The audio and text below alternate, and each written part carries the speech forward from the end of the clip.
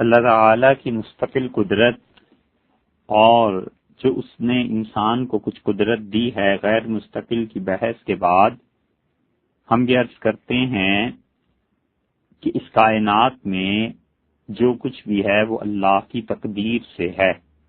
اللہ تعالی کے سارے فیصلے خیر کے ہیں اور ہمارا یہ ایمان ہے کہ سب کچھ اللہ کی تقدیر سے ہے۔ جو چیز ہمیں خیر محسوس ہوتی ہے وہ بھی اور جو شر ہے وہ بھی تقدیر سے ہے، اور انسان اپنے احوال اور حالات جو اچھے محسوس کرتا ہے اور جن حالات اور احوال کو برا جان کے اللہ کی پناہ مانگتا ہے، اور انسان کا نفع اور نقصان سب کچھ اللہ کے چاہنے سے ہے، اللہ کی مشیت سے ہے، اللہ کے ارادے سے اور اس کی قدرت سے ہے۔ اور اللہ تعالی نے قرآن کریم میں بار بار اس کا ذکر فرمایا ہے، اور اس نے کہا ہے 8ویں پارے کا جہاں سے آغاز ہوتا ہے کہ وَلَوْ أَنَّنَا نَزَّلْنَا إِلَيْهِمُ الْمَلَائِكَةَ، اور اگر ہم ان لوگوں پر جو کفر کرتے ہیں اپنے فرشتے نازل کر دیں، وَكَلَّمَهُمُ الْمَوْتَى، اور ان سے مردے قبروں سے اٹھ کے کلام کرنے لگیں، وَحَشَرْنَا عَلَيْهِمْ كُلَّ شَيْءٍ قُبُلًا، اور ہر چیز ہم ان کے سامنے لے آئیں، تو قُبُلًا مَا كَانُوا لِيُؤْمِنُوا، یہ ہرگز انبیاء علیہ الصلوۃ والسلام پر، حضور صلی اللہ علیہ وسلم پر ایمان لانے والے نہیں ہیں، الا ان یشاء اللہ، مگر جو اللہ چاہے۔ اس کا مطلب یہ ہے کہ اللہ کے چاہنے سے ایمان ہے، اور اگر اللہ ہی نہ ایمان دینا چاہے تو اللہ کا عدل ہے، انصاف ہے، وہ نہ دینا چاہے تو کوئی نہیں ہے جو اس کو کہہ دے کہ تو ایمان ضرور دے اور اس سے چھین لے۔ کسی کا بس نہیں چلتا اور کسی کی ہمت نہیں ہے۔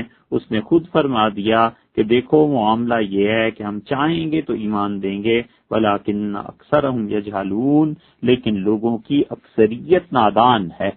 تو معلوم ہوا کہ اللہ تعالی کے چاہنے سے ایمان ہے، اس لیے ایمان بھی اللہ کی جانب سے ہے، کفر بھی اللہ کی جانب سے ہے۔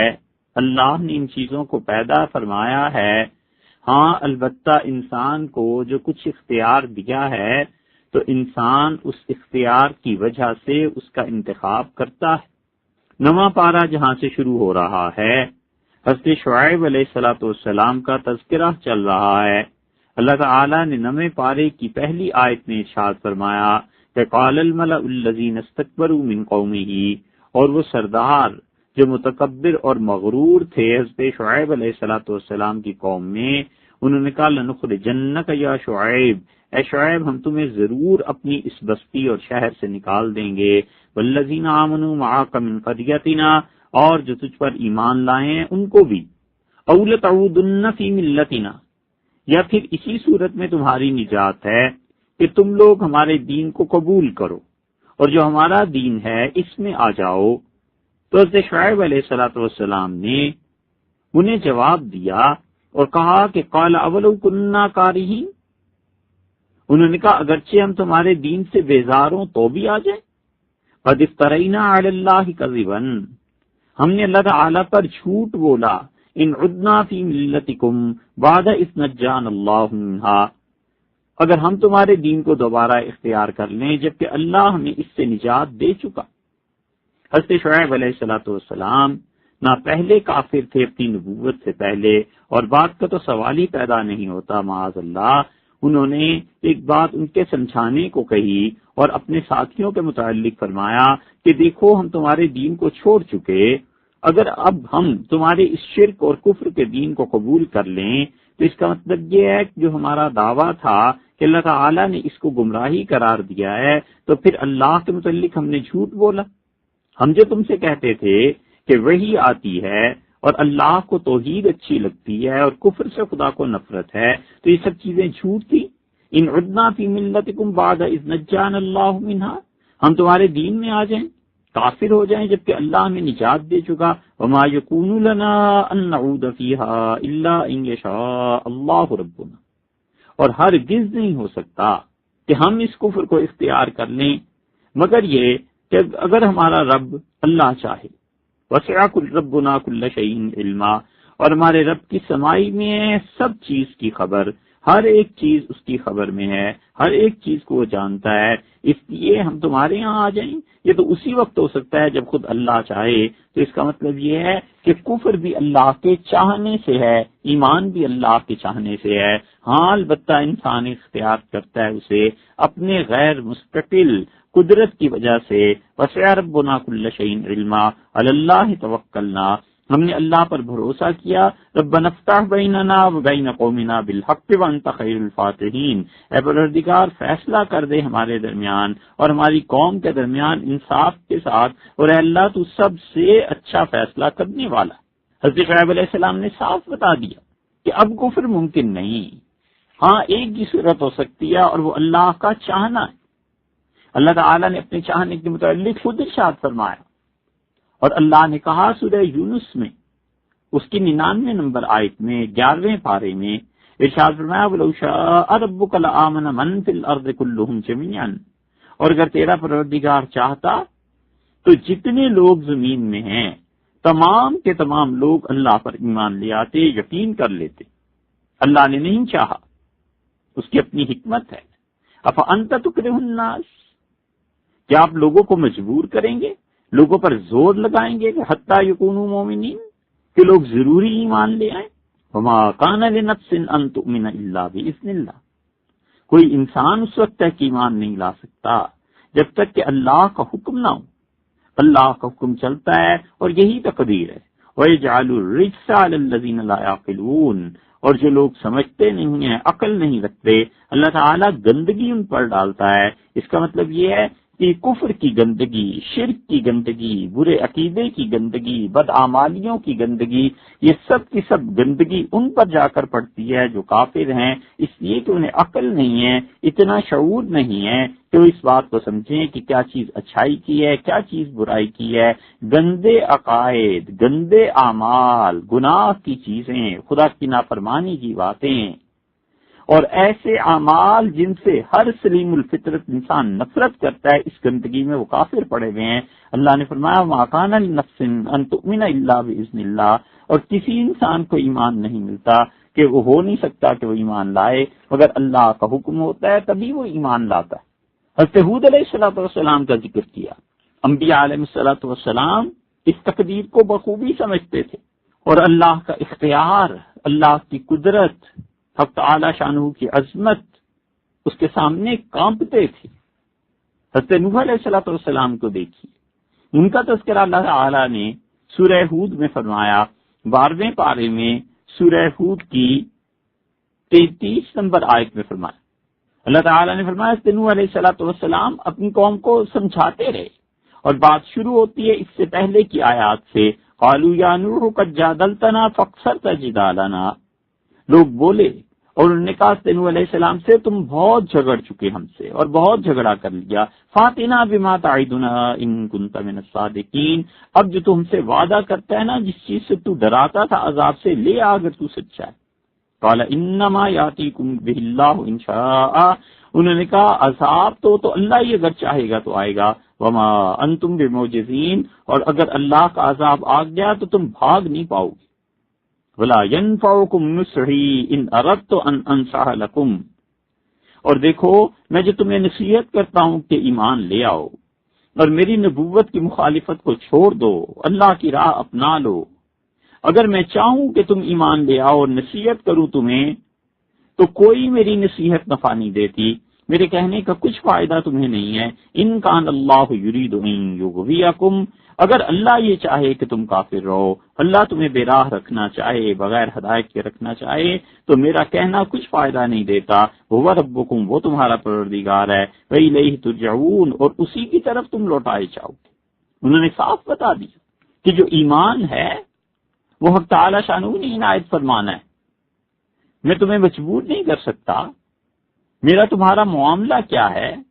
میں تو تمہیں نصیحت کروں اور تم اس نصیحت کو مان لو. یہ اس وقت تک نہیں ہو سکتا جب تک کہ اللہ نہ چاہے، اور اگر وہ چاہے کہ تمہیں گمراہی پہ رکھے، کوئی نہیں ہے جس کی نصیحت اور جس کی بات تمہارے کام آئے. اسی لیے اسی سورہ مبارکہ کے آخر پہ اللہ نے فرمایا وَلَوْ شَاءَ رَبُّكَ لَجَعَلَ النَّاسَ أُمَّةً وَاحِدَةً وَلَا يَزَالُونَ مُخْتَلِفِينَ إِلَّا مَن رَّحِمَ رَبُّكَ. اور اگر تیرا پروردگار چاہتا تو دنیا میں ایک ہی دین ہو جاتا، ایک ہی راہ ہوتی لوگوں کے پاس. یہ جو اللہ نے اختیار دیا ہے نا لوگوں کو، وَلَا يَزَالُونَ مُخْتَلِفِينَ، لوگ مذہب کے معاملے میں ہمیشہ اختلاف کرتے رہیں گے، مگر جن پر خدا نے رحم کیا انہیں اللہ نے صحیح عقیدے پر رکھا. وَلِذَالِكَ خَلَقَهُمْ، اور اسی لیے اللہ نے لوگوں کو پیدا کیا. اس پر بھی غور کر لینا چاہیے. جو وحدت ادیان کے فلسفے کے قائل ہیں اور جو چاہتے ہیں کہ دنیا میں سارا دین ایک ہی ہو جائے، اور جو لوگ سمجھتے ہیں کہ دین اصل میں ایک ہی ہے اور رام اور رحمان ایک ہی چیز ہے، انہیں اس آیت پر بھی غور کر لینا چاہیے. اللہ نے فرمایا اگر ہم چاہتے کہ سارے انسان ایک ہی دین پر قائم رہیں تو کچھ مشکل نہ تھا، ہو سکتا تھا، لیکن ہم نے یہ چاہا کہ ان میں اختلاف رہے. وَلِذَالِكَ خَلَقَهُمْ، ہم نے پیدا ہی نہیں اس لیے کیا ہے. وَتَمَّتْ كَلِمَةُ رَبِّكَ، اور تیرے پروردگار کا کہا ہوا لفظ یہ پورا ہونا ہے. لَأَمْلَأَنَّ جَهَنَّمَ مِنَ الْجِنَّةِ وَالنَّاسِ أَجْمَعِينَ، کہ ہم یقیناً بھر دیں گے جہنم کو انسانوں سے اور جنوں سے. جنات بھی جائیں گے، انسان بھی جائیں گے. اس لیے یہ اللہ کی بے نیازی ہے، حق تعالی شانہ کی اپنی حکمتیں ہیں، اس کا عدل ہے. یہ اب کی بات نہیں ہے کہ جو لوگ گناہ کرتے ہیں وہ تقدیر کا سہارا لیتے ہیں اور کہتے ہیں تقدیر میں نہ ہوتا تو پھر کیسے ہوتا. میں جو کفر کر رہا ہوں یہ بھی خدا کا فیصلہ ہے، معاذ اللہ چوری کر رہا ہوں یہ بھی خدا کا فیصلہ ہے. یہ بڑا پرانا فلسفہ ہے اور بڑی پرانی باتیں ہیں، کوئی نئی بات، نیا فلسفہ اس میں نہیں ہے. اللہ تعالی نے 14ویں پارے میں سورہ النحل میں ارشاد فرمایا، 34 نمبر آیت اور 35 اس کی دیکھیے. اللہ نے فرمایا وقال الذين اشركوا لو شاء الله ما عبدنا من دونه من شيء نحن ولا آباؤنا. جو لوگ اللہ کے ساتھ شرک کرتے ہیں انہوں نے کہا اگر اللہ چاہتا تو ہم اس کے علاوہ کبھی کسی کی عبادت نہ کرتے، اور اگر اللہ چاہتا تو ہمارے باپ دادا بھی کسی کی عبادت نہ کرتے. یہ جو شرک ہم کر رہے ہیں یہ اللہ کے چاہنے کی وجہ سے کر رہے ہیں، اور ہمارے باپ دادا جو مشرک مر گئے اور شرک کرتے ہیں یہ سب خدا کے چاہنے کی وجہ سے ہے. وَلَا حَرَّمْنَا مِن دُونِهِ مِن شَيْءٍ، اور اسی طرح ہم کوئی بھی چیز جو حرام قرار دیتے ہیں یہ اللہ ہی کی طرف سے ہے، اللہ نے تقدیر لکھی ہے. اللہ نے فرمایا كَذَلِكَ فَعَلَ الَّذِينَ مِن قَبْلِهِمْ، ان سے پہلے جو امتیں ہلاک ہوئی مشرکین جو تھے وہ بھی یہی دلیل دیا کرتے تھے. فَحَلَّلَ الرُّسُلِ إِلَّا الْبَلَاغُ الْمُبِينُ، ہم نے اپنے رسولوں پر علیہ الصلوۃ والسلام کوئی ذمہ داری نہیں ڈالی مگر یہ کہ وہ ہماری طرف سے بات کھول کر پہنچا دیں. یہ ان نادان مشرکین کا کلام ہے کہ اللہ کو اگر شرک برا لگتا ہے، یہ جو حلال اور حرام ہم کرتے ہیں اپنے پاس سے یہ کام اللہ کو برے لگتے ہیں تو کیوں کرنے دیتا ہے؟ ہر فرقے کے نزدیک بعض کام برے ہوتے ہیں، پھر وہ کیوں ہوتے ہیں؟ اللہ تعالیٰ نے اجمالاً جواب دیا. اللہ نے کہا انبیاء علیہ الصلوۃ والسلام کے ذمے ہم نے رکھا تھا کہ انہیں منع کرتے رہو، اور وہ منع کرتے رہے. بس آگے جس کی قسمت تھی ہدایت پانی اس نے پائی، اور جو خراب ہونا تھا ہوا. اللہ کو یہی منظور ہے، وہی چیز وَلِذَالِكَ خَلَقَهُمْ، اللہ نے اسی لیے پیدا کیا ہے. اللہ نے فرمایا فَمِنْهُمْ مَنْ هَدَى اللَّهُ، سو اس میں کیا ہوا وَلَقَدْ بَعَثْنَا فِي كُلِّ أُمَّةٍ رَسُولًا، ہم نے ہر ایک امت میں رسول بھیجا اور ہمارے رسولوں نے بتایا علیہ الصلوۃ والسلام ان اعبدوا اللہ واجتنبوا الطاغوت، اللہ کی بندگی کرو اور بچو خدا کے ساتھ شرک کرنے سے، شیطان کی پیروی سے، اس سے بچنا. وَمِنْهُمْ مَنْ هَدَى اللَّهُ، اور کچھ ایسے تھے جنہیں اللہ نے ہدایت دی. وَمِنْهُمْ مَنْ حَقَّتْ عَلَيْهِ الضَّلَالَةُ، اور کچھ ایسے تھے جن پہ گمراہی ثابت ہو کر رہی، اللہ نے ہدایت نہیں دی، گمراہ ہو گئے. اللہ تعالیٰ کی حکمت، مشیت، قدرت، ارادہ یہی تھا. اس لیے انسان اللہ کی تقدیر کے معاملے میں اللہ سے اس بات کی طلب رکھے اور کہتا رہے اللہ تعالیٰ سے کہ خدا اس دین پہ قائم رکھے اور اسی پہ موت دے جو اس کا اپنا دین ہے اور جس کو وہ خود چاہتا ہے. شرک کی باتیں، کفر کی باتیں کر کر کے اللہ کے ذمے کام لگا دیا. اللہ تعالیٰ کی تقدیر اور اس کی قدرت وہ جیسے چاہے سو کرے، کوئی نہیں ہے جو اس کو روک سکے، اور کوئی نہیں ہے جو اس کے نفاذ میں دم مار سکتا ہو، ذرہ برابر بھی کسی کی مجال ہو کہ اللہ کے فیصلے میں رکاوٹ بن جائے، معاذ اللہ۔ اس لیے خدا کی تقدیر اس دنیا میں بھی اور خدا کی تقدیر آخرت میں بھی صحیح مسلم میں کتاب الایمان میں روایت آئی ہے، اور 83 نمبر جو باب ہے، چیپٹر نمبر 83، اس میں امام مسلم رحمت اللہ علیہ نے ایک حدیث لائے ہیں۔ عنوان تو امام نبوی رحمت اللہ نے غالباً اس پہ قائم کیے تھے۔ انہوں نے عنوان اس پہ یہ لکھا کہ آخری آدمی جو جہنم سے نکلے گا اس کا کیا حال ہوگا، اور یہ روایت ہے حضرت عبداللہ ابن مسعود رضی اللہ عنہ کی۔ دیکھو انسان کا اللہ کے ساتھ کیا تعلق ہے، بس اللہ پہ بھروسہ کرے، اسی کا نام لے، اسی کی عبادت کرے، اسی کے پاک ناموں کو جپے، اسی کے سامنے سجدہ کرے، اپنا دکھ سکھ جتنی کتھا ہے اس کے سامنے رکھے، خیر اور شر جس کو ہم شر سمجھتے ہیں یہ سب کا سب اس کی جانب سے ہے، چپ کر جائے اور اللہ کی تقدیر کو دیکھے، اور پھر اس کے بعد اطمینان اور سکھ کا سانس لے۔ اگر اللہ تعالیٰ ایمان پہ موت دے دے اور اللہ تعالیٰ معاف فرما دے، بہت بڑی خوش قسمتی کی بات ہے۔ رسول اللہ صلی اللہ علیہ وسلم جو کچھ کہا، عبداللہ ابن مسعود رضی اللہ عنہ کی بات سنو۔ ابن مسعود رضی اللہ عنہ کہتے ہیں کہ رسول اللہ صلی اللہ علیہ وسلم نے فرمایا، آخری آدمی میں یدخل الجنت رجل، وہ جو جنت میں داخل ہوگا، فهو يمشي مرتن ويكبو مرتن وتصفعه النار مرتن، چلے گا آگ سے نکلا ہوا جسے آگ نے جلایا تھا، اور اس طرح کے لڑکھڑاتا ہوا چلے گا، ایسا لڑکھڑائے گا، ایسا گرے گا کبھی کہ اس انسان کا چہرہ زمین پہ جا کے لگے گا، پھر اٹھے گا، اور پھر جلنے کی وجہ سے چہرہ سیاہ ہو گیا ہوگا، اور جب اس آگ سے نکل کر تھوڑا سا آگے ہٹے گا تو مڑ کے دیکھے گا آگ کو اور کہے گا کہ تبارک الذی نجانی منک، بڑی برکت والی ہے وہ ذات، بڑی مبارک ذات ہے وہ، اللہ کی ذات مبارک ہے، اللہ برکتیں دینے والا ہے جس نے مجھے اے آگ تجھ سے بچایا، میری جان چھٹی تجھ سے۔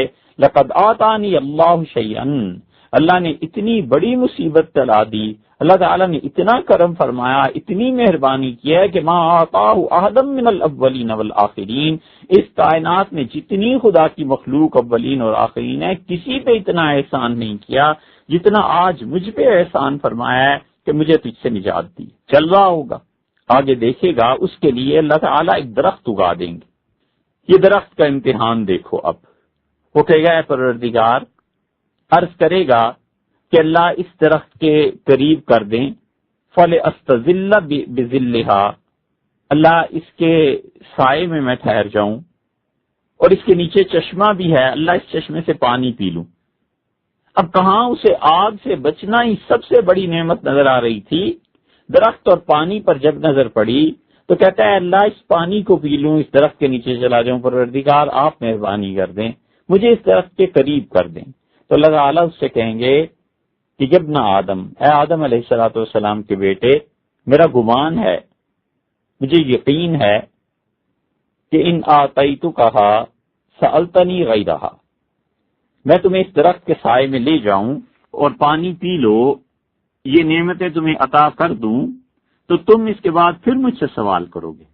وہ کہے گا لا یا رب، اے پروردگار میں کوئی سوال نہیں کروں گا، اور پھر اللہ سے وعدہ کرے گا کہ اللہ ایک بار بس آپ لے جائیں، میں وعدہ کرتا ہوں آپ سے اس کے بعد کچھ نہیں مانگوں گا، اور اللہ تعالی اس انسان کو معذور قرار دے گا، لأنه یرا ما لا صبر له علیہ، اس لیے کہ اللہ کو علم ہے کہ انسان صبر نہیں کر سکتا، بار بار مانگے گا، بار بار مانگے گا، فیدنیہ منہا، اللہ اس کے قریب اسے کر دیں گے درخت کے، ویستظل بظلھا ویشرب من مائھا، وہ اس سائے میں چلا جائے گا اور درخت کے سائے میں بیٹھ کے پھر پانی بھی پیے گا، اطمینان ہو گیا۔ یہ امتحان تھا، اور پھر اس کے بعد اسے آگے چل کر ایک اور درخت نظر آیا، وہاں بیٹھا ہوا ہے ابھی سائے میں اور دیکھتا ہے ایک اور درخت ہے، ہی احسن من الاولی، یہ پہلے درخت سے بھی اچھا ہے، اس کا سایہ زیادہ گھنیرا ہے، یہ کہے گا اے رب، اے پروردگار، مجھے اس درخت کے قریب کر دیں، میں یہاں پانی پی لوں اور اے اللہ اس کے سائے میں چلا جاؤں. اور پھر کہے گا کہ لا اسألک غیرہ، اللہ اس کے بعد آپ سے کچھ نہیں مانگوں گا. اللہ تعالیٰ اس سے کہیں گے کہ ابھی تم نے مجھ سے وعدہ کیا تھا کہ اس درخت کے علاوہ کچھ نہیں مانگو گے، اور پھر اب مانگتے ہو. تو پھر عرض کرے گا کہ اللہ مجھے اس کے قریب کر دیں. اللہ تعالیٰ فرمائیں گے اچھا ہم تمہیں اگر اس کے قریب کر دیں تو پھر کیا ہوگا؟ کیا تم اس کے بعد سوال کرو گے؟ فَيُعَاهِدُهُ اللَّهُ يَسْأَلُهُ غَيْرَهَا، وہ اللہ تعالیٰ سے پھر عرض کرے گا کہ اللہ ایک بار آپ قریب کر دیں، میں اس کے بعد کچھ نہیں مانگوں گا. اور اللہ تعالیٰ سمجھ جائیں گے کہ یہ اس پہ معذور ہے، یعنی اللہ کے علم میں ہوگا پہلے سے. لِأَنَّهُ يَرَى مَا لَا صَبْرَ لَهُ عَلَيْهِ فَيُدْنِيهِ مِنْهَا، اللہ تعالیٰ دیکھیں گے کہ اس بندے کو تو اب صبر آئے گا ہی نہیں، بار بار مانگتا رہے گا، اور پھر اللہ اس دوسرے درخت کے نیچے اسے جانے کی اجازت دے دیں گے، چلا جائے گا اور وہاں پانی پیے گا. اور پھر اس کے بعد جنت کا دروازہ اسے نظر آئے گا، اور جنت کے دروازے پر ایک درخت اسے نظر آئے گا ہی احسن من الاولیین، جو ان پہلے دونوں درختوں سے اچھا ہوگا اور خوبصورت اور بہتر. کہے گا اللہ اس درخت کے نیچے بھیج دیں، اور اللہ میں اس کے سائے میں رہوں اور پانی پیوں. لا اسألک غیرہ، اللہ اس کے بعد آپ سے کچھ نہیں مانگوں گا. اللہ تعالیٰ فرمائیں گے کہ آدم علیہ السلام کے بیٹے، ابھی تو تم نے مجھ سے وعدہ کیا تھا کہ تم اللہ تسألنی غیرہ، اس کے دوسرے درخت کے علاوہ کوئی چیز نہیں مانگو گے. اب تم تیسرے درخت کو دیکھ کے پھر شروع ہو گئے ہو. اور پھر اللہ تعالیٰ کا علم ہے کہ اس انسان کو صبر نہیں ہو سکتا، بار بار مانگتا رہے گا. فَيُدْنِيهِ مِنْهَا، اللہ کہیں گے اچھا ادھر چلے جاؤ. فَإِذَا أَدْنَاهُ مِنْهَا، جب جنت کے دروازے والے درخت کے نیچے جائے گا تو فَيَسْمَعُ أَصْوَاتَ أَهْلِ الْجَنَّةِ، وہ جنت والوں کی آوازیں سنے گا، اندر سے آوازیں آ رہی ہوں گی. اب اس انسان کا صبر کا پیمانہ لبریز ہو جائے گا. 3 مرتبہ یعنی 3 درختوں کے نیچے آ چکا، تیسرے درخت پر پہنچ کے پھر کہتا ہے کہ ادخلنیہا، اللہ آپ جنت میں بھی داخل کر دیں. تو اللہ تعالیٰ فرمائیں گے یبن آدم ما یسرینی منکا، ارے آدم کے بیٹے تو کیسے میری جان چھوڑے گا. خالص عربی کا محاورہ ہے جو رسول اللہ صلی اللہ علیہ وسلم نے فرمایا. اگر آپ اس کا باب محاورہ ترجمہ کریں گے اردو میں تو اللہ تعالیٰ کہے گا جیسے ہم کہتے ہیں، جیسے انسان آپس میں محاورے میں بولتے ہیں کہ یا اللہ آخر کون سی چیز میری جان چھوڑائے گی. آدم کے بیٹے تو میرا پیچھا کیوں نہیں چھوڑتا؟ 3 مرتبہ تو ہو گیا یہ. یبنا آدم ما یسرینی منکا، آخر کون سی چیز ایسی ہے جس پہ تیرے سوال بند ہوں گے بار بار بار بار بار بار. اور پھر فرمائیں گے اجرزی کا ان اوتی کا دنیا مثلہا معہا، اچھا چلو اس طرح کرتے ہیں کہ تمہیں اتنی دنیا دے دیتے ہیں جتنی دنیا اور زمین تم چھوڑ کر آئے تھے، اور اس سے 1 گنا زیادہ کر دیتے ہیں. اس زمین جتنی سلطنت اور بادشاہت لے لو اور اتنی زمین اور بھی لے لو. قال یا ربی، کہہ گئے میرے پروردگار اتستہزئ منی وانت رب العالمین، اللہ آپ مذاق فرماتے ہیں مجھ سے جبکہ آپ تو بادشاہ ہیں، شہنشاہ ہیں اور پوری کائنات کے پروردگار ہیں. اور یہ کہہ کے ابن مسعود رضی اللہ عنہ ہنس پڑے. ان کا الا تسألونی مما اضحک، تم مجھ سے پوچھتے نہیں ہو کہ میں کیوں ہنساؤں. تو ان کے شاگردوں نے کہا کہ حضرت کس وجہ سے؟ انہوں نے کہا بالکل اسی طرح رسول اللہ صلی اللہ علیہ وسلم اتنا سنا کے ہنس پڑے، اور ہم نے نبی کریم صلی اللہ علیہ وسلم سے پوچھا کہ اللہ کے رسول آپ ہنستے ہیں؟ تو رسول اللہ صلی اللہ علیہ وسلم نے فرمایا جب یہ کہے گا نا کہ اللہ آپ جنت میں بھیج دے، اور جب یہ کہے گا کہ اللہ اس سے کہیں گے اچھا چلو اس طرح کرتے ہیں میری جان چھوڑو، میں تمہیں زمین جو چھوڑ کے آیا اتنی اور اس کے برابر اتنی اور بھی دے دیتا ہوں. تو اور جب یہ کہے گا کہ اللہ آپ مجھ سے مذاق کرتے ہیں تو اللہ تعالیٰ ہنس پڑیں گے اس آدمی پہ. من ضحک رب العالمین حین قال، جب اس آدمی نے یہ کہا کہ اللہ آپ مجھ سے مذاق فرماتے ہیں کہ آپ تو شہنشاہ ہیں، ساری کائنات کے مالک ہیں، تو من ضحک رب العالمین اللہ اس سے ہنس دیں گے اور کہیں گے انی لا استہزئ منک، میرے بندے میں نے تجھ سے کیا مذاق کرنا ہے. ولکنی علی ما یشاء قادر، لیکن اصل بات یہ ہے کہ جو میں چاہتا ہوں کر گزرتا ہوں، میرا پورا تصرف ہے، پوری قدرت ہے میرے پاس، میں جو چاہوں سو کروں.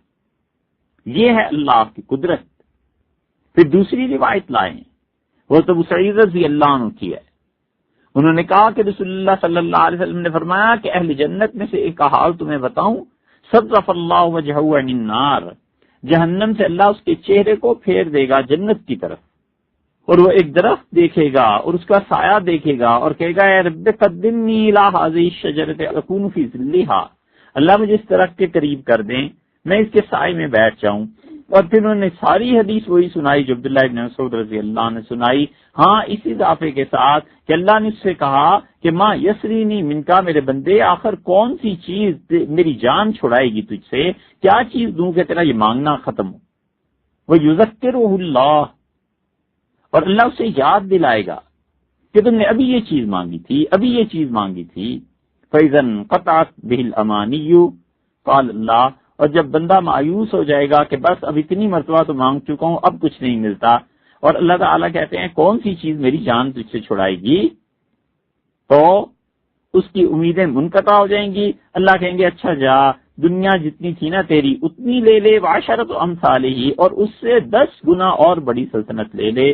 یہ پوری دنیا جتنا بھی آج ہم دیکھتے ہیں، جتنے ممالک بھی دنیا کے 150 سے زیادہ ممالک، اور یہ سب چیزیں، اور اس کے بعد اللہ تعالیٰ کہیں گے اچھا اس سے 10 گنا بڑی دنیا تمہیں دیتے ہیں۔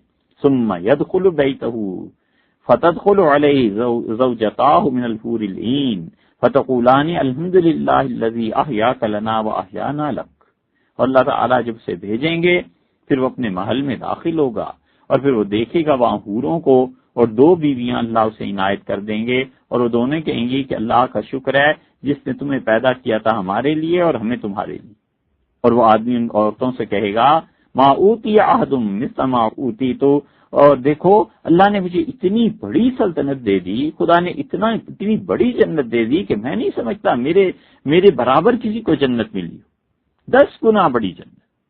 حضرت مغیرہ بن شعبہ رضی اللہ عنہ کی روایت آئی، حضرت مغیرہ رضی اللہ عنہ ممبر پر بیٹھے اور انہوں نے کہا کہ سأل موسیٰ ربہ، حضرت موسیٰ علیہ الصلوۃ والسلام نے اللہ سے سوال کیا اور اپنے پروردگار سے پوچھا کہ اللہ جنت میں سب سے کم درجے والا آدمی کون ہوگا؟ تو اللہ تعالیٰ نے فرمایا موسیٰ علیہ السلام سے، ظاہر ہے کہ حضرت مغیرہ رضی اللہ عنہ یہ بات خود سے تو نہیں جان سکتے تھے، یہ یقیناً انہوں نے رسول اللہ صلی اللہ علیہ وسلم سے سنی ہوگی، اور طویل حدیث ہے جس کا خلاصہ یہ کہ اللہ تعالیٰ جنت والوں کو جنت میں بھیج دیں گے، جہنم والے جہنم میں، اور پھر یہ ایک آدمی ہوگا اور اس پر مہربانی کی جائے گی۔ جب لوگ اپنے اپنے گھروں میں بیٹھ چکے ہوں گے، اپنے اپنے محلات میں آرام سے زندگی گزار رہے ہوں گے، تو اللہ تعالیٰ فرمائیں گے اترضی ان یکون لک ملک من ملوک الدنیا، تم کیا مجھ سے خوش ہو، راضی ہو میرے بندے، میں اگر تمہیں دنیا میں جو بادشاہ ہوا کرتے تھے ان جیسی ایک بادشاہت دے دوں؟ تو کہ گئے پروردگار میں کیوں خوش نہیں ہوں، کیوں راضی نہیں ہوں، مہربانی کریں، یہ سب سے کم درجے والے جنتی کا حال ہے۔ تو اللہ تعالیٰ فرمائیں گے لَكَذَلِكَ، دنیا میں ایک بڑا بادشاہ جو کتنی زمینوں اور ملکوں کا مالک تھا اتنی بڑی حکومت آج تمہیں دیتے ہیں، وَمِثْلُهُ، اور اس سے دگنی کر لو، وَمِثْلُهُ، اور اس سے 3 گنا کر لو، وَمِثْلُهُ 4 گنا کر لو، مِثْلُهُ 5 گنا کر لو، ایک اصل اور چوگنی اس سے 4 گنا زیادہ لے لو۔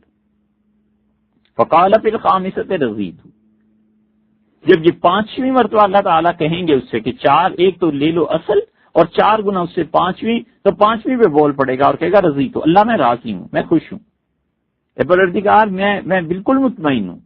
تو اللہ تعالیٰ فرمائیں گے نہیں، ھذا لک، اچھا اس طرح کرو کہ 5 زمینیں میں نے تمہیں دے دی، عشرۃ امثالھا، ان 5 کو 10 گنا اور بڑھا لو، اتنی بڑی سلطنت ہم تمہیں دے دیتے ہیں، وَلَكَ مَشْتَهَتْ نَفْسُكَ، اور اس 50 گنا اس بڑی زمین میں ہر وہ چیز ہے جس کو تمہارا جی چاہے، وَلَذَّتْ عَيْنُكَ، اور جن چیزوں کو دیکھنے سے تمہیں دنیا میں سکون ملتا تھا، دنیا میں تمہاری خواہشات کی تسکین ہوتی تھی، وہ سب چیزیں تمہارے دکھانے کے لیے ہیں۔ اور پھر حضرت موسیٰ علیہ السلام نے عرض کیا اللہ اے پروردگار فَأَعْلَاهُمْ مَنزِلَةً، اللہ یہ تو اس آدمی کا حال ہوا جو سب سے کم درجے کا ہے، اللہ سب سے اعلیٰ درجے کی جنت جو ہوگی اس میں کیا ہوگا؟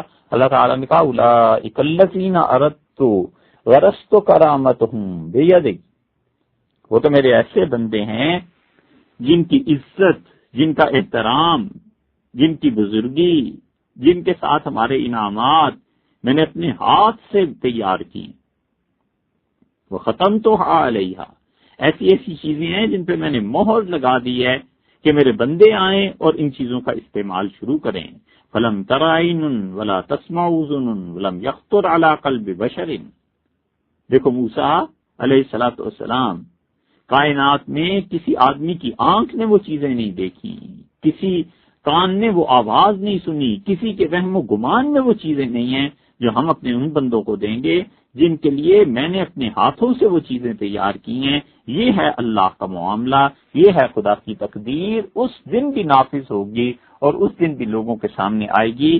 اس لیے یہ تقدیر کا معاملہ ہے نا، حضرت شاہ ولی اللہ محدث دہلوی رحمۃ اللہ علیہ نے اس میں جتنا تذکرہ کیا ہے یہ آخری بات حضرت کی چل رہی ہے. حضرت فرماتے ہیں کہ وَهُوَ قَوْلُهُ إِنَّ الْقُلُوبَ بَيْنَ إِصْبَعَيْنِ، اور دیکھو یہ جتنی بھی تقدیر ہے اصل میں تو اللہ تعالیٰ کی دو انگلیوں کے درمیان انسانوں کے ارادے اور دل ہیں. یقلبها کیف یشاء، اللہ جیسے چاہتا ہے ویسے ہی ان کو پھیر دیتا ہے. تو حضرت رحمۃ اللہ علیہ کی عبارت کا مطلب یہ کہ تقدیر میں اور ظاہر میں جو اسباب ہیں یہ ایک دوسرے کے خلاف نہیں ہیں. یہ اسباب کا اختیار کرنا خود یہ بھی تقدیر میں شامل ہے. اور بڑی بلیغ مثال دی، بہت خوبصورت مثال دی کہ حضرت عمر رضی اللہ عنہ سے بات کی گئی تو حضرت عمر رضی اللہ عنہ کا یہ اللہ ہی کی تقدیر ہے جس کی طرف میں لوٹ کے جا رہا ہوں، جہاں فوجیوں کے پاس نہیں جا رہا، مدینہ منورہ چاہ رہا ہوں. تو مطلب کہنے کا ان کا یہ ہے کہ یہ جو تھوڑا سا اختیار اللہ نے دیا ہے، انسان کو چاہیے کہ اپنے اختیار کو خیر کے کاموں میں استعمال کرے اور اپنے اختیار سے گناہ سے بچے. اس کے باوجود کوئی چیز ہو جاتی ہے تو بس پھر وہ تقدیر ہے اس کی، اللہ کے ہاں سے توبہ کر لے، ملامت ہے، شرمندگی ہے، یہ چیزیں. اور رہ گئی یہ بات کہ رسول اللہ صلی اللہ علیہ وسلم نے فرمایا کہ لوگوں کے دل اللہ کی دو انگلیوں کے درمیان ہے. یہ وہ چیز ہے جو کئی جگہ حدیث میں آئی ہے. مثلا سنن کبریٰ میں امام نسائی رحمۃ اللہ علیہ اس حدیث کو لائے، اور امام نسائی رحمۃ اللہ علیہ کی جو سنن کبریٰ ہے حضرت عائشہ رضی اللہ عنہا کی روایت آتی ہے. بس حضرت شاہ صاحب رحمۃ اللہ نے آخری بات یہاں یہ فرمائی ہے، اس سے حضرت کا کلام ختم ہوا اور تقدیر کی یہ بحث اس حد تک ختم ہوئی. اب اصل جو بات ہے تقدیر کی وہ انشاءاللہ اس کے بعد عرض کرتے ہیں. 3 نقطے اور ہیں، ان پر غور کر لینا چاہیے. پہلے اس حدیث کو پڑھ لیتے ہیں جو حضرت شاہ صاحب رحمۃ اللہ نے کہی ہے. ہم پھر عرض کرتے ہیں کہ جو کچھ کہا سنا جاتا ہے یہ سب تعلیم کا مسئلہ ہے. اگر سمجھ میں نہیں آتی اور یہ باتیں دقیق لگتی ہیں، تعلیم حاصل کرنے میں، تعلیم کے بیان میں کچھ مشکل ہوتی ہے، تو پھر ان چیزوں کو نہیں سننا چاہیے. اللہ کو یاد کرنا چاہیے، خدا کا ذکر کرنا چاہیے. کیا فائدہ یہ بھی سمجھ نہ پائے آدمی اور وقت ضائع ہو جائے. حضرت عائشہ رضی اللہ عنہا کی روایت ہے، ان کا کن تو اسمع النبی صلی اللہ علیہ وسلم یکسر ان یدعو، میں نے حضور اقدس صلی اللہ علیہ وسلم کو اکثر سنا آپ اللہ سے یہ دعا مانگتے رہتے تھے، اکثر یہ دعا مانگتے تھے. کیا دعا تھی؟ یا مقلب القلوب، یا مقلب القلوب ثبت قلبی علی دینک، اے وہ ذات جو دلوں کو پھیر دیتی ہے، اے اللہ میرے دل کو اپنے دین پر قائم رکھ، اے اللہ میرے دل کو صحیح عقیدہ دین اس پر قائم رکھ. یہ ہے وہ چیز جو حضرت نوح علیہ الصلوۃ والسلام نے کہی، حضرت ہود علیہ الصلوۃ والسلام نے کہی کافروں سے، اور انہوں نے کہا دیکھو ہم اس دین میں کفر میں آ جائیں اور کافر بن جائیں معاذ اللہ، یہ ہو نہیں سکتا جب تک کہ اللہ نہ چاہے.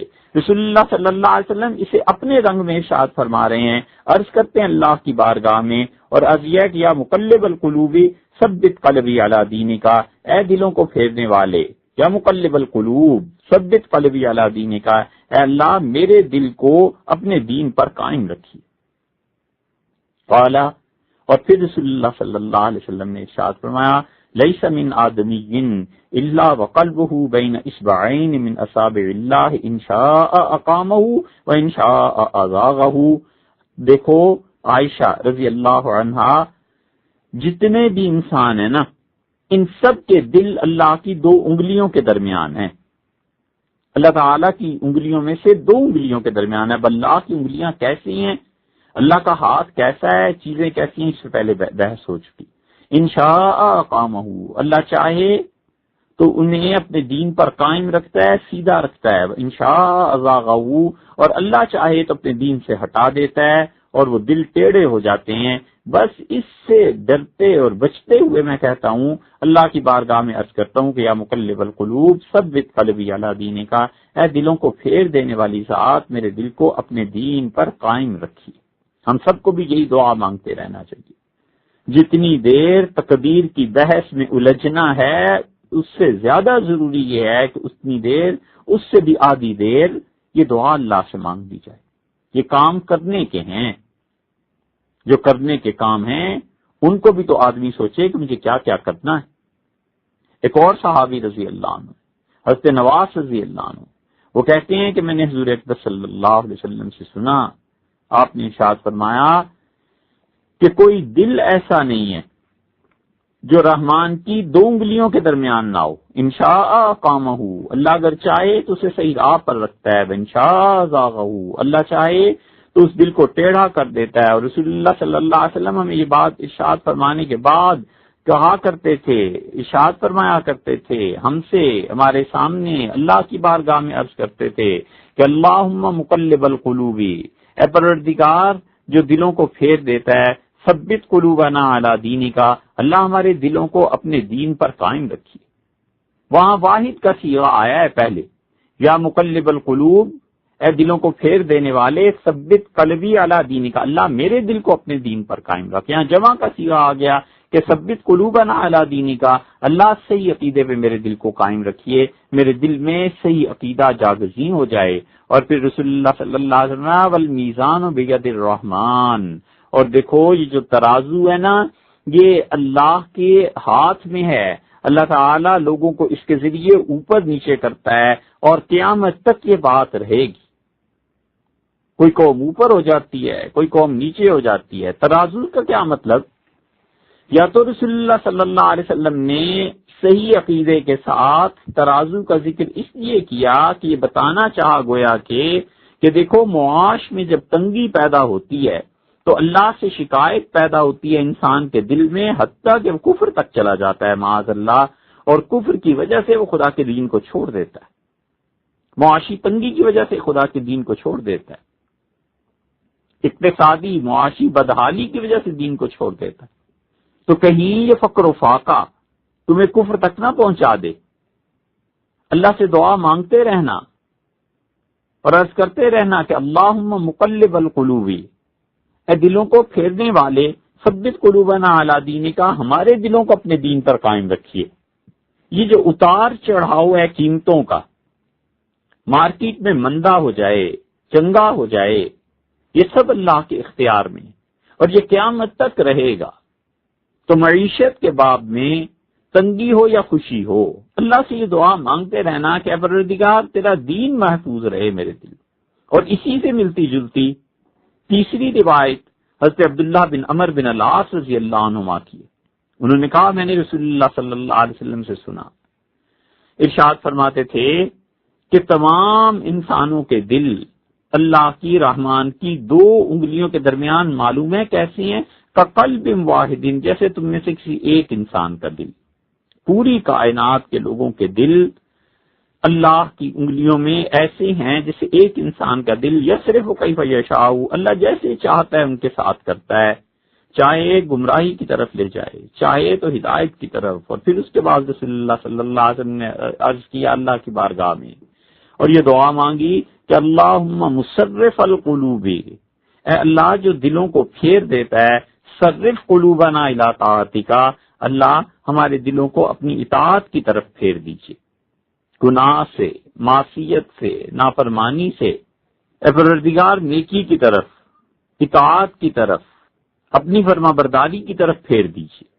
حضور اکبر صلی اللہ علیہ وسلم نے مختلف دعائیں مانگ لی، تینوں جملے آ گئے، مگر تینوں کا مفہوم ایک ہی ہے۔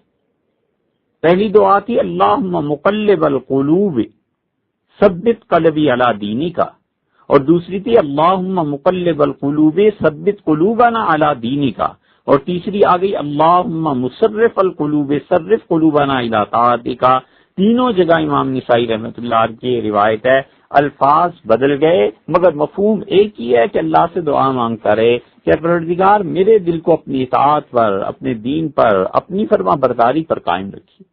یہی روایت مشکات میں بھی آئی ہے، عبداللہ بن عمر بن العاص رضی اللہ عنہ کی روایت ہے۔ انہوں نے کہا کہ رسول اللہ صلی اللہ علیہ وسلم نے فرمایا تمام انسانوں کے دل وہ اسی طرح ہیں جس طرح ایک آدمی کا دل ہوتا ہے، قلب واحد، جیسے ایک آدمی کا دل، اور اللہ جیسے چاہے انہیں پھیرتا ہے۔ اور رسول اللہ صلی اللہ علیہ وسلم اللہ سے دعا مانگی اور عرض کیا کہ اللہم مصرف القلوب صرف قلوبنا علی طاعتک، اے پروردگار، اے دلوں کو پھیرنے والے، اے اللہ صرف قلوبنا علی طاعتک، اللہ ہمارے دلوں کو اپنی اطاعت کی طرف پھیر دیجئے۔ یہ اس لیے کہا کہ انسان کا دل پھر جاتا ہے اور انسان کا دل اس کا اعتبار نہیں رہتا، بس حق تعالی شانہ جیسے چاہیں اسے اوپر نیچے کر دیں، تو آدمی اپنی طرف سے عرض کرتا رہے کہ اللہ جس چیز پر میں چاہتا ہوں کہ میرے دل کو ثبات آ جائے اور دل جم جائے وہ تیری اطاعت ہے۔ اس لیے انسان جتنے بھی اعمال کرتا ہے نیکی اور بدی کے، اللہ تعالیٰ اس انسان کو سہولت دیتا رہتا ہے اور پھر اللہ کی تقدیر نافذ ہونی ہوتی۔ حضرت علی رضی اللہ عنہ نے اسی لیے رسول اللہ صلی اللہ علیہ وسلم سے عرض کیا تھا کہ نبی کریم صلی اللہ علیہ وسلم جب یہ فرمایا کہ تم میں سے کوئی شخص ایسا نہیں ہے جس کے دو گھر نہ بنے ہوئے ہوں، ایک جہنم میں اور ایک جنت میں۔ ہر آدمی کے دو گھر ہیں، جو جنتی ہے وہ بھی اپنا گھر جہنم میں دیکھے گا اور جو جہنمی ہے وہ بھی اپنا گھر جنت میں دیکھے گا۔ ایک روایت میں آتا ہے رسول اللہ صلی اللہ علیہ وسلم فرمایا انہیں دکھایا جائے گا تاکہ ان کی حسرت بڑھ جائے اور ان کا شکر بڑھ جائے۔ جنتی جب جہنم میں گھر دیکھے گا نا اپنا، کہ اگر زندگی کسی اور طرح گزاری ہوتی تو آج اس کھڈے میں پڑا ہوا ہوتا اور یہاں آگ میں جھلس رہا ہوتا اور آگ میں یہاں تڑپ رہا ہوتا۔ شکر ادا کرے گا اللہ کا کہ تیری مہربانی، آپ کا احسان، آپ کی عنایت، آپ کی کرم نوازی کہ آپ نے اس سے بچایا اور جنت میں جگہ دے دی۔ اور جہنمی جب جنت میں اپنا گھر دیکھے گا تو اس میں حسرت میں اضافہ ہوگا کہ کاش زندگی میں کچھ کر لیا ہوتا، کاش وہ جو تھوڑا سا اختیار تھا اس اختیار کو استعمال کر لیا ہوتا، کاش ایسے ہو جاتا، ایسے ہو جاتا، اور آج اس گھر کو لے لیتا۔ حسرتوں کے طوفان اور سمندر اس کے دل میں موجزن ہوں گے۔ حضرت علی رضی اللہ عنہ کہتے ہیں ہم نے عرض کیا اللہ کے رسول جب دونوں جگہ گھر موجود ہیں اور اللہ نے ایک جگہ دے ہی دینا ہے تو افلا نتقل علی کتابنا، تو جو کچھ تقدیر میں لکھا ہوا ہے وہ ہو ہی جائے گا، پھر ہم عمل کیوں کریں، بیٹھ جاتے ہیں ایسے ہی، جو اللہ نے کرنا ہے کرے گا۔ حضور صلی اللہ علیہ وسلم دیکھیے کس طرف کی بات سمجھائی، آپ نے فرمایا نہیں عمل کرو، تم میں سے ہر آدمی کے لیے وہ اعمال آسان کر دیے جاتے ہیں جس کے لیے وہ پیدا ہوا ہے۔ اما من کان من اہل السعادہ، تم میں سے جو آدمی جنت کے لیے پیدا ہوا ہے اور اللہ اسے جنت میں بھیجے گا، خدا اس کے لیے نیکی کے کام آسان کر دیتا ہے، اور جو شقی اور بدبخت ہے اللہ اس کے لیے بدبختی اور گناہ کے کام آسان کر دیتا ہے۔ اور پھر رسول اللہ صلی اللہ علیہ وسلم نے سورہ اعلیٰ کی آیات پڑھی، یہ اس سے پہلے عرض کی جا چکی ہیں، سنائی جا چکی ہیں، پیش کی جا چکی ہیں ترجمے سمیت، کہ جو انسان جس چیز کے لیے وہ چاہتا ہے کہ وہ کرے اللہ تعالیٰ اس کو اس چیز کے لیے آسانی فراہم کر دیتے ہیں۔ تو اس لیے انسان کو چاہیے کہ وہ اللہ تعالیٰ سے آسانی ڈھونڈے، نیکی کی راہ میں آسانی کی دعا مانگے کہ اللہ اس کے لیے خیر کے کام آسان کر دے۔ حضور اقدس صلی اللہ علیہ وسلم عمل کی طرف توجہ دلاتے تھے اور بتاتے تھے کہ اعمال یہ صحیح کرو، مسلمانوں کے تمام معاملات میں یہ بتاتے تھے، اس لیے کہ اس سے انسانی اخلاقیات پر خاص اثر پڑتا ہے۔ اگر تقدیر کو انسان مانے، آپ کہیں گے اس کا فائدہ کیا ہے؟ فائدہ یہ ہے کہ اہل سنت والجماعت کا عقیدہ ہے، فائدہ یہ ہے کہ اللہ کی تقدیر کو ماننا، در حقیقت تقدیر اللہ کی صفت ہے، اس کو ماننا ہے، اس پر جنت اور جہنم کا دار و مدار ہے، کفر اور اسلام کا دار و مدار ہے۔ ایک آدمی کہتا ہے میں تقدیر کو نہیں مانتا تو معاذ اللہ وہ کفر کا جملہ کہتا ہے، بہت بڑی چیز ہے۔ اس لیے یہ ساری تعلیم صحیح عقیدے کی ہے، اور صحیح عقیدہ یہ ہے کہ اللہ کی تقدیر کو مانے۔ اور اس کا دوسرا اثر، اگر لوگوں کے دل میں بات بیٹھ جائے تو بڑے بڑے مسائل خود بخود حل ہوتے ہیں۔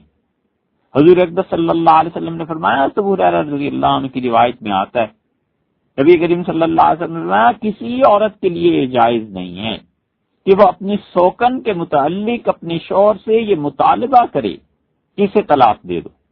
آپ نے فرمایا یہ خیال نہ کرے وہ عورت کہ رزق کا پیالہ اس کے لیے تنہا خالی ہو جائے۔ دیکھا آپ نے کیسی حدیث ہے، زبردست بات رسول اللہ صلی اللہ علیہ وسلم نے فرمائی۔ شوہر نے 2 شادیاں کر لی، اب جو پہلی بیوی ہے وہ کہتی ہے دوسری کو کسی طرح طلاق ہو جائے، اور دوسری پہلی کو متعلق کہتی ہے کہ اسے چھوڑ دے، طلاق دے دے۔ کیوں؟ اس لیے کہ اصل مسئلہ تو پیسے کا ہے نا، کہ ہاں دوسری کے لیے جو نئی آئی ہے نا، اس کے لیے دیکھو گوشت بھی آ رہا ہے، سبزی بھی آ رہی ہے، کیسے اچھے پھل آ رہے ہیں، کیسے عمدہ زیور ہیں، کیسے اجلے کپڑے ہیں، کیا کیا چیزیں یہ لاتے ہیں ان کے لیے، اور ہمیں دیکھو ہمارے لیے کچھ نہیں۔ اور وہ جلی جا رہی ہے دوسری، وہ کہتی ہے کہ پہلے آ گئی تھی، گھر اس نے سنبھالا ہوا ہے، ہر چیز اس کے پاس ہے، کیونکہ اس کے بچے بھی ہیں نا، اس لیے دل اس سے زیادہ لگتا ہے، میرے لیے کم چیزیں لاتے ہیں، اس کے لیے زیادہ لاتے ہیں، اس کو وقت زیادہ دیتے ہیں۔ حضور اقدس صلی اللہ علیہ وسلم نے اس حسد کی جڑ کاٹ دی، اور آپ نے فرمایا خبردار کبھی بھی اپنی سوکن کے متعلق یہ نہ لانا، دل میں یہ خیال نہ کرنا، اپنے شوہر سے مطالبہ نہ کرنا کہ اسے طلاق دے دے، اور رزق جو ہے وہ صرف تمہارے لیے رہ جائے۔ یاد رکھو فَإِنَّمَا لَهَا مَا قُدِّرَ لَهَا، ہر عورت کو وہی ملے گا جو اللہ نے اس کے نصیب میں لکھ دیا۔ اب لڑ لے اللہ سے کہ میری سوکن کے لیے اللہ تو نے کیوں زیادہ لکھا ہے، تاکہ حسد کے ساتھ ساتھ معاذ اللہ ایمان بھی جائے۔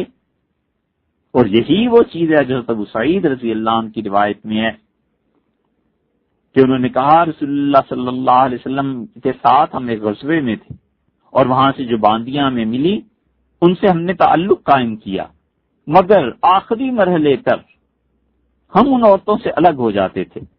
یہ سارے لڑکے تو تھے، حضرت ابو سعید رضی اللہ عنہ کی عمر رسول اللہ صلی اللہ علیہ وسلم کے انتقال کے وقت بھی کوئی 20-22 برس کی تھی، اور ظاہر ہے کہ یہ غزوہ پہلے آیا۔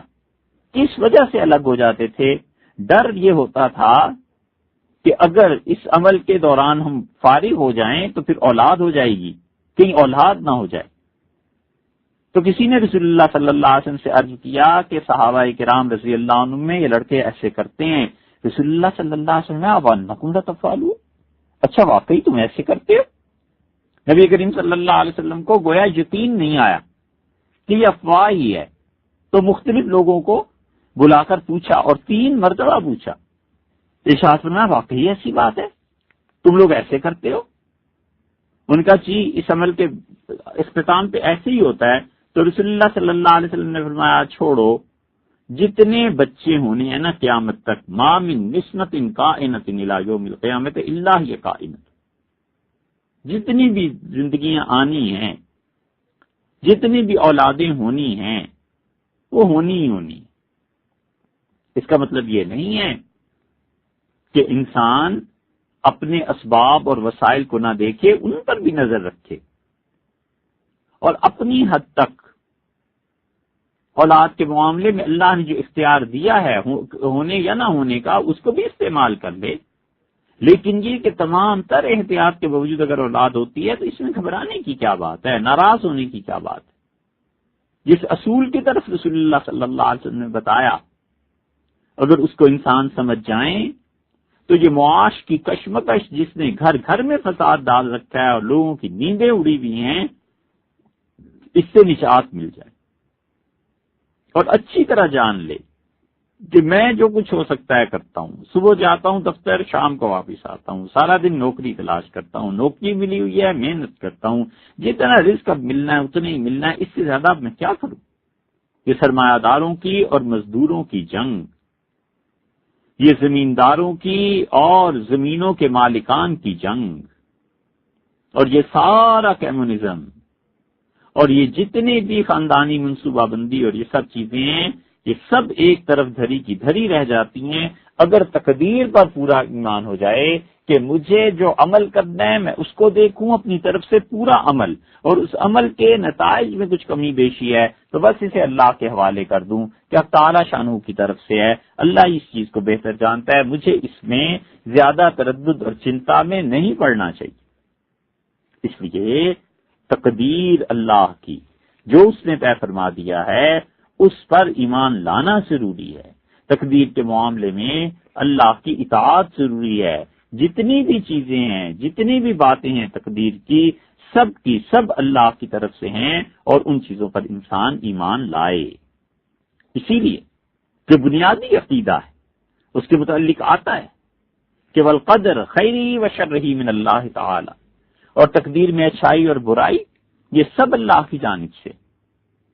سورہ النساء میں اسی سے ملتی جلتی بات وہی کہ ایک عورت اپنی سوکن کے لیے طلاق کا مطالبہ نہ کرے، اور صحابہ کرام رضی اللہ عنہ کو ازل سے رسول اللہ صلی اللہ علیہ وسلم نے اس کے نتیجے میں جو کچھ ارشاد فرمایا تھا، اسی سے ملتی جلتی بات اللہ تعالی نے سورہ النساء میں بیان کی۔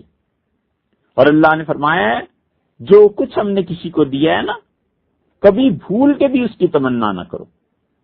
ولا تتمنوا، ہرگز تمنا نہ کرنا جو کچھ بھی ہم نے ایک انسان کو دوسرے انسان کی بنسبت زیادہ دیا ہے۔ کسی کے پاس کم ہے، کسی کے پاس زیادہ ہے، کسی کے پاس گاڑی ہے، کسی کے پاس سائیکل ہے، کسی کے پاس موٹر سائیکل ہے، بڑی گاڑی ہے، چھوٹی گاڑی ہے، بڑا مکان ہے، چھوٹا مکان ہے، ہزار چیزیں ہیں زندگی میں۔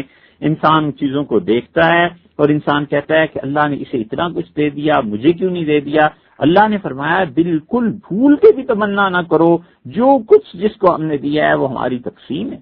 ہم نے کسی خاص مصلحت اور کسی خاص وجہ سے اگر کسی کو دے دیا ہے تو تم ان چیزوں کو دیکھ کر حسد میں مبتلا ہو جاؤ، ان چیزوں کو دیکھ کر اللہ کی تقسیم پر اعتراض کرنے لگو۔ اللہ نے منع کر دیا، اللہ نے کہا یہ نہ کرو۔ اب عجیب بات لگتی ہے، آخر انسان ہے نا، دل میں تو آتا ہے کہ اللہ نے اسے اتنا کچھ دے دیا، مجھے اللہ تعالیٰ دے دیتا تو کیا ہوتا، اللہ نے مجھے کیوں نہیں دیا؟ اس طرح کے اعتراضات دل میں پیدا ہوتے ہیں معاذ اللہ۔ اللہ تعالیٰ نے اس کا حل بتایا، اللہ نے فرمایا وَاسْأَلُوا اللَّهَ مِن فَضْلِهِ، اللہ سے اس کا فضل مانگو، بجائے اس کے کہ تم اپنے بھائی سے حسد کرو، جلو، ہماری تقسیم پر اعتراض کرو۔ دیکھو اللہ سے فضل مانگو۔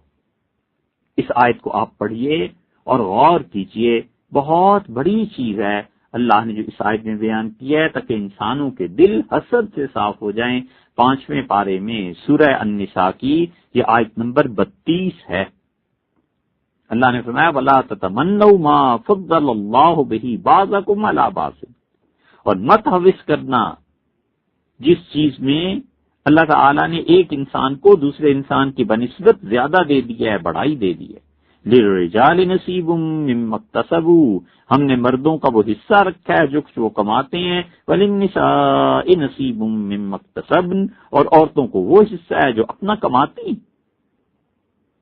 عورت نوکری کرتی ہے، کماتی ہے، گھر سے باہر جاتی ہے، حالات ایسے ہیں نہیں گزارا ہوتا تو عورت کسب کرتی ہے، کماتی ہے۔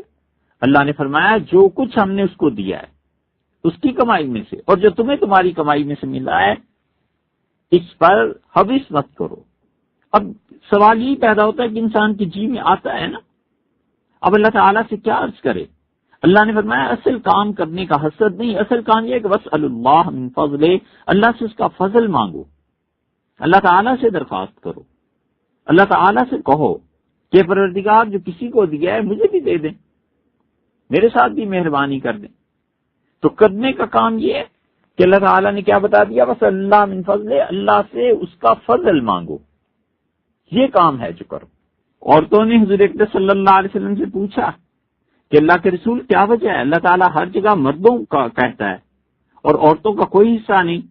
تو اللہ تعالیٰ نے یہ میراث کی آیت نازل فرمائی۔ اللہ نے کہا مردوں کا اپنا حصہ ہے بھائی، لیکن یہ تھوڑی ہے کہ عورتوں کا حصہ نہیں، ان کا بھی حصہ ہے، لیکن اگر کبھی حسد کا خدشہ ہو اور نہ بھی ہو حسد کا خدشہ، وَاسْأَلُوا اللَّهَ مِن فَضْلِهِ، اللہ سے اس کا فضل مانگو۔ ان اللہ کان بکل شیء علیما، اللہ تعالیٰ کو ہر چیز معلوم ہے، اللہ جانتا ہے کہ کس کو کیا دینا ہے، اللہ جانتا ہے کہ کس کے لیے کتنی معیشت ہے۔